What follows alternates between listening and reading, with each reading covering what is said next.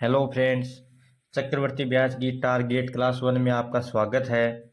इस वीडियो में हम चक्रवर्ती ब्याज से संबंधित कुछ इम्पोर्टेंट क्वेश्चन देखने वाले हैं। तो हमारा पहला सवाल है, 4,000 रुपये पर 5% वार्षिक की दर से 2 वर्ष में चक्रवर्ती ब्याज व साधारण ब्याज का अंतर ज्ञात करो। हमें क्या पूछा है? हमें पूछा है चक्रवर्ती ब्याज और साधारण ब्याज का अंतर। सवाल में हमें क्या दे रखा है? सवाल में हमें दे रखा है 4,000 मूलधन दे रखा है। ठीक है, दर कितनी दे रखी है? दर दे रखी है 5%। ठीक है, हमें समय कितना दे रखा है?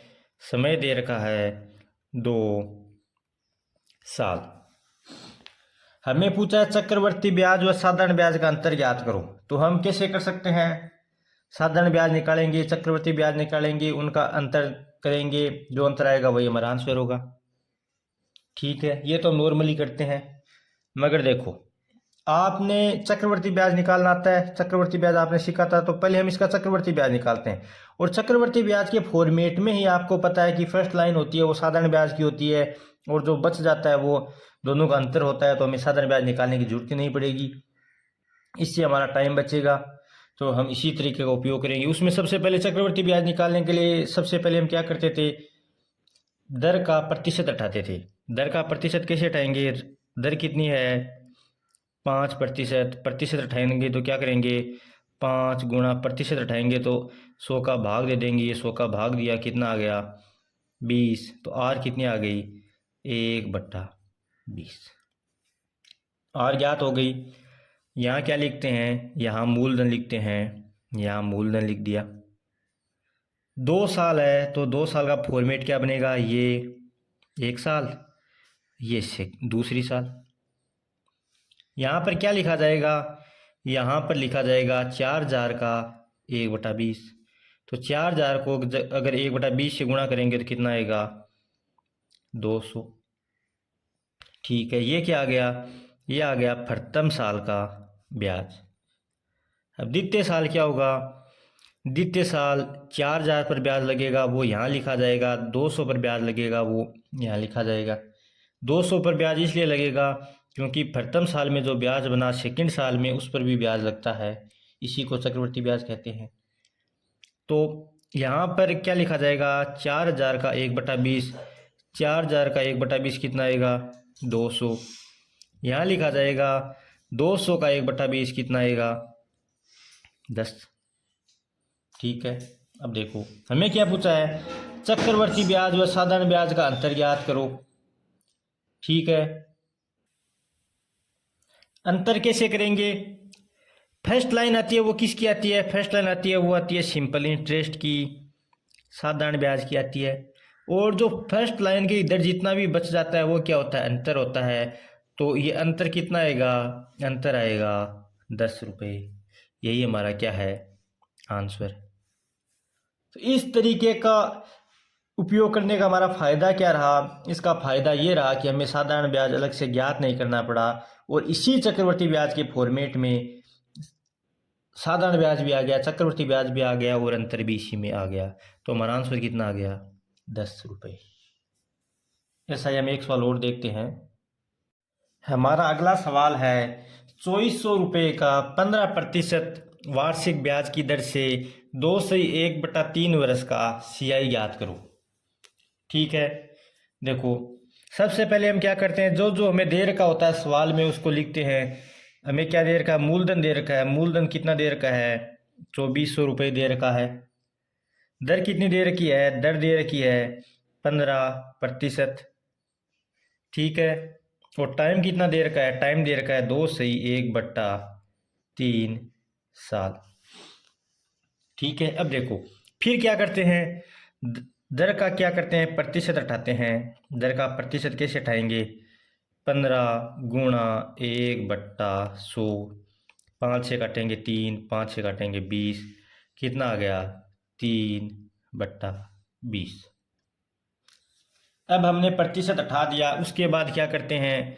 उसके बाद हम फॉर्मेट तैयार करते हैं। फॉर्मेट तैयार कैसे करेंगे? सबसे पहले क्या लिखते हैं, मूलधन लिखते हैं। ये कितना आ गया, 2400। फिर कितनी साल है, अब की बार साल क्या दे रखी है, भिन्न में दे रखी है। भिन्न में दे रखी है तो 2 साल से ज़्यादा है और 3 साल से कम है। अगर 2 साल का होता तो हमारा फॉर्मेट क्या होता, ये 1 साल का, ये 2 साल का, ठीक है। 3 साल का होता तो एक यहाँ एक यहाँ एक यहाँ और लिख देते। आगे समझ में। अब देखो 2 साल का है, पहले हम 2 साल से ज़्यादा है मगर पहले हम 2 साल तक का लिखेंगे।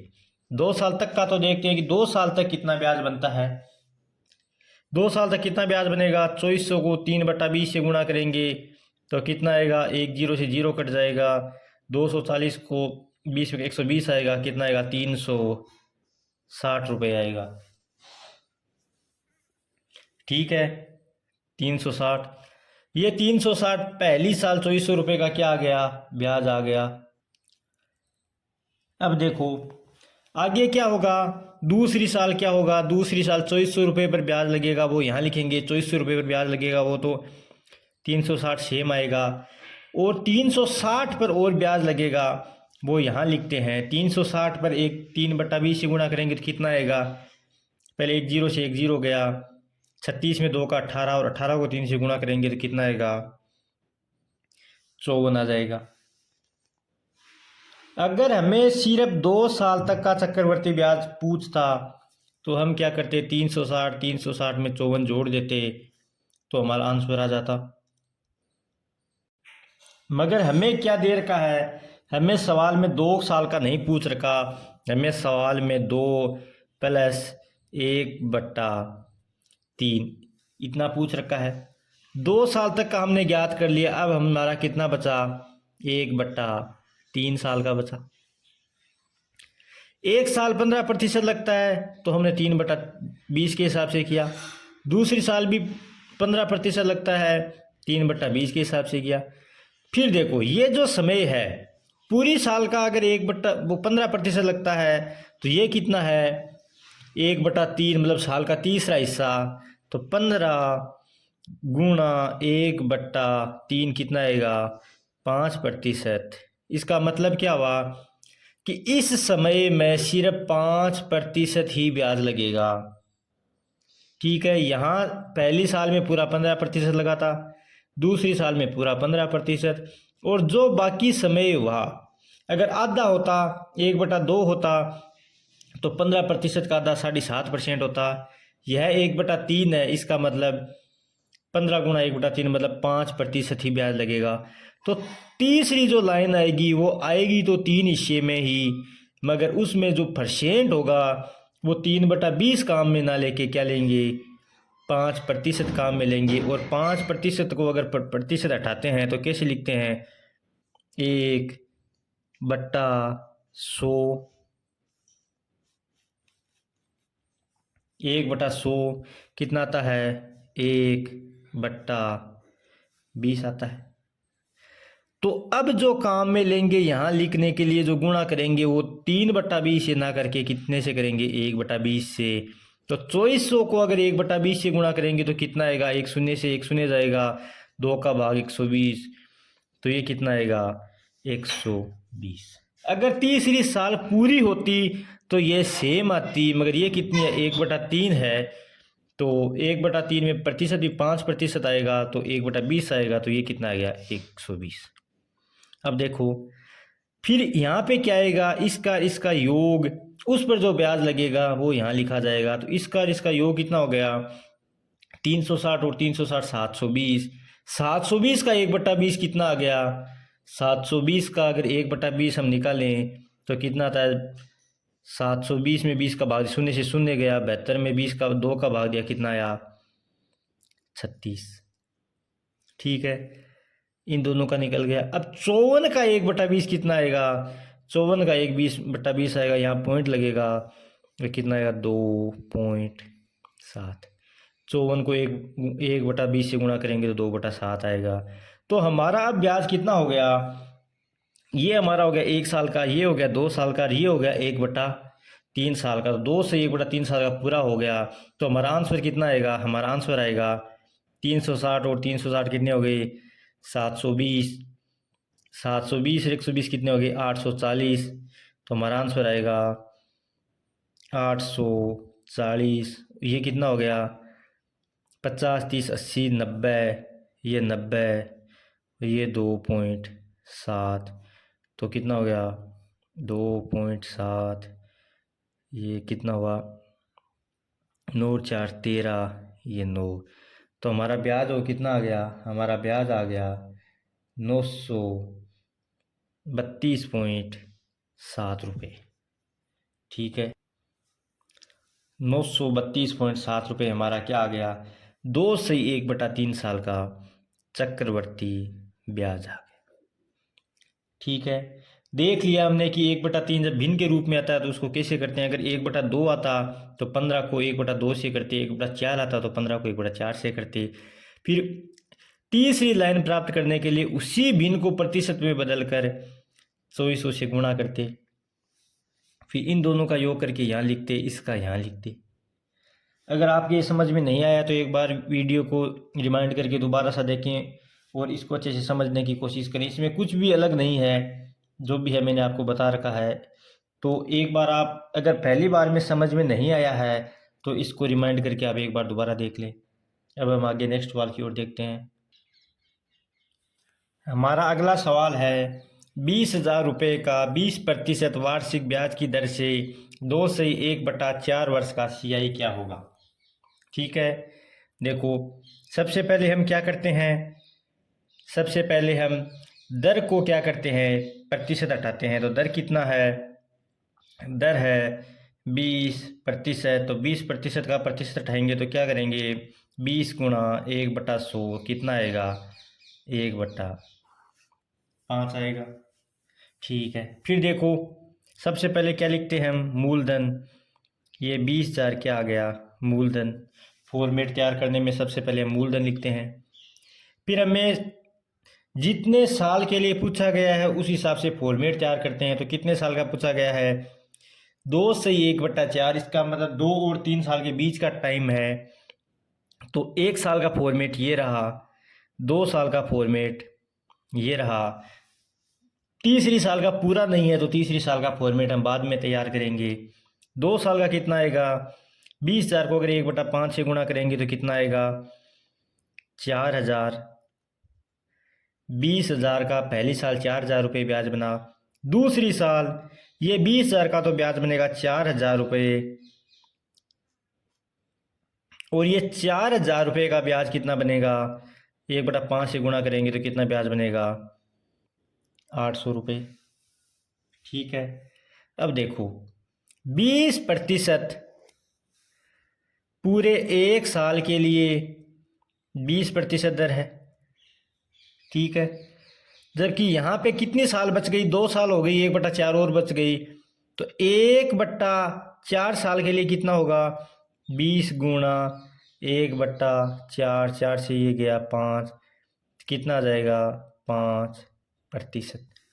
मतलब जो साल बच गया उसमें सिर्फ 5% ही ब्याज लगेगा। तो 20% का 20,000 का 5%, तो 5% का अगर प्रतिशत हटाते हैं तो कितना आता है 1/20 आता है। तो 20,000 का 1/20 कितना आएगा, 20,000 का 1/20 कितना आएगा 0 गया, कितना आ गया 1,000 रुपये। मतलब 20,000 पर लगे 1,000 रुपये ब्याज। ये 4,000 और 4,000 8,000 पर ब्याज लगेगा 1/20 से, तो कितना आएगा 8,000 को अगर 1/20 से गुणा करेंगे तो कितना आएगा 8,000 बट्टा तो कितना आएगा 400। ठीक है, 800 पर ब्याज लगेगा 1/20 से, तो कितना आएगा 800 को 1/20 से गुणा किया 0 गया, कितना आ गया 40 रुपये। ठीक है, यह आया प्रथम 1 साल का, यह आया दूसरी साल का, और ये आया है तीसरी में 1/4 साल का। ठीक है, टोटल ब्याज कितना हो गया 4,000, 8,000, 9,000, 9,000 और ये कितने 1,200। तो 9,000 और 1,200 कितने हो गए 10,200 और ये कितने हो गए 40, तो कितने हो गए 10,240 क्या आ गया हमारा ब्याज आ गया 2/1/4 साल का। और यही हमारा क्या है आंसर है। इस सवाल में कुछ भी अलग नहीं है। अगर 2 सही दे रखा है 3, तो पहले प्रॉपर जितने साल है उनका ज्ञात कर लो। फिर यह देखो कि जो साल बच गया, अगर पूरा साल है 2 के आगे अगर तीसरा साल पूरा होता तो पूरा प्रतिशत काम में लेते। अगर 1/2 होता मतलब आधा होता तो 10% काम में लेते। यह 1/4 है तो सिर्फ 5% ही काम में लेंगे। तो 20,000 का 5%, इन दोनों का योग करके 5% और इसका 5%, सबको जोड़ देंगे तो कितना आ जाएगा 10,240 रुपये। यही हमारा क्या है आंसर है। ठीक है।